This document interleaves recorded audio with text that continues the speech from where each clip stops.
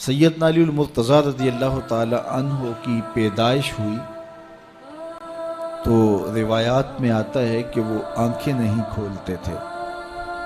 حضور مبارکباد دینے گئے اور اپنے بھائی کو دیکھنے گئے تو ان کی والدہ حضرت فاطمہ بنت اسد رضی اللہ تعالی عنہا نے کہا، بیٹا پیدا تو ہوا ہے لیکن پریشانی یہ ہے کہ آنکھیں نہیں کھولتا۔ تو آقا کریم علیہ السلام نے اپنا لعاب حضرت علی المرتضیٰ کے منہ میں ڈالا تو مولا علی نے آنکھیں کھول لی۔ گویا سیدنا علی المرتضیٰ رضی اللہ تعالی عنہ نے آنکھیں کھولی تو پہلا جلوہ رخ والضحیٰ کا دیکھا۔ اس رخ نور کو دیکھا۔ اللہ اکبر، قربان جائیں سیدنا علی المرتضیٰ کی آنکھوں پر، جس کا پہلا نظارہ رخ محبوب تھا، اور پھر بچپنے کی عمر حضور کی قربت میں، حضور کی صحبت میں، حضور کی تربیت میں بسر ہوئی۔ آقا کریم علیہ السلام جب اللہ کے حکم سے اعلان نبوت فرمایا تو سیدنا علی المرتضیٰ رضی اللہ تعالی عنہ نے ایمان لانے والوں میں سر فہرست اپنا نام لکھوایا، اور آقا کریم علیہ السلام کے ساتھ پھر ہر محاذ پہ کھڑے ہوئے نظر آئے۔ سیدنا علی المرتضیٰ فرماتے ہیں کہ رسول رحمت نبی اکرم صلی اللہ علیہ وآلہ وسلم نے ارشاد فرمایا کہ اے علی، تیری مثال حضرت عیسیٰ کی ہے۔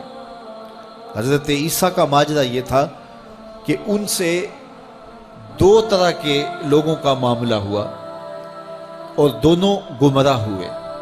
ایک وہ جنہوں نے حد سے زیادہ ان سے محبت کی اور اس قدر بڑھا چڑھا دیا کہ انہیں اللہ کا بیٹا قرار دے دیا، اور دوسرے یہودی تھے جو اس قدر بغض رکھا سیدنا عیسیٰ علیہ السلام سے کہ ان کے قتل کے درپے ہوئے، ان کی ماں پہ تہمت لگائی۔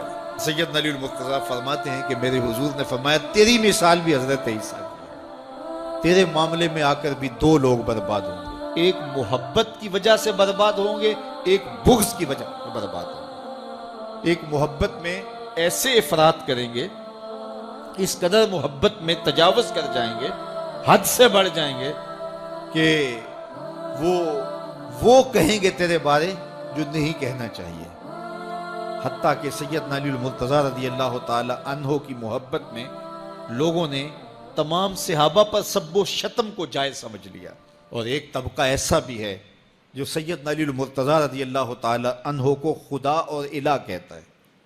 یہ نصیری سیدنا علی المرتضیٰ رضی اللہ تعالی عنہ کو الہ کہتے ہیں، علی اللہ کا نعرہ لگاتے ہیں۔ ایک طبقہ محبت میں تجاوز کر کے اس قدر جو ہے وہ سیدنا علی المرتضیٰ کے بارے میں اعتقاد قائم کرتا ہے کہ وہ گمراہی کے گڑھے میں جا گیا، اور ایک طبقہ وہ ہوگا جو تیرے ساتھ بغض رکھ کے برباد ہوگا۔ سیدنا علی المرتضیٰ رضی اللہ تعالیٰ عنہ کا نام بھی گوارا نہیں ہوگا۔ سیدنا علی المرتضیٰ کا نام لیا جائے تو طبیعت میں بے چینی اور اضطراب پھیل جائے گا۔